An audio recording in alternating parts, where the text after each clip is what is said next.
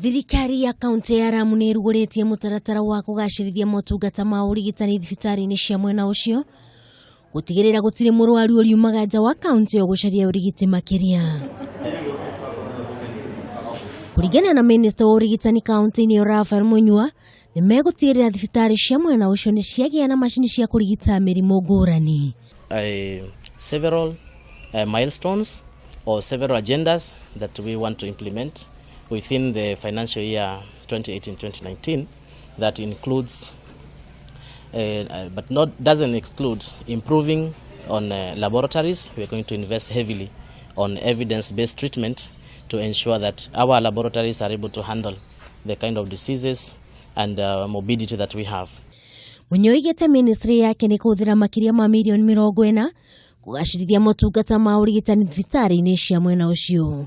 The health financing is a challenge because it takes almost a third of the county budget, and we are looking forward to having that part of that fund revolving through the insurance to support our health facilities. Ugite nĩ megutigirira thibitari ciothe mwena ucio irĩ na dawa cia kuigana. We are also investing in our pharmaceutical commodity supply chain to ensure that it is in line with the prescription and that we can get medication locally at the hospital, and we are not going to have to send any patient outside the hospital to get medication.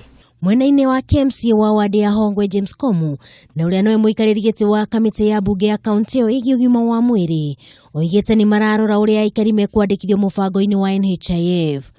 Tunajaribu kuzungumza na viongozi wa department waweze kutuambia ni nini hasa wangependelea kufanya katika department zao ndio tuweze kuzicapture katika bajeti ya mwaka ujao. Nona kuhana uguo, ni ugite ruhonge rwa ugima wa mwiri mwene uyu ni rwagiriirwo ni kuheo mbeca makiria.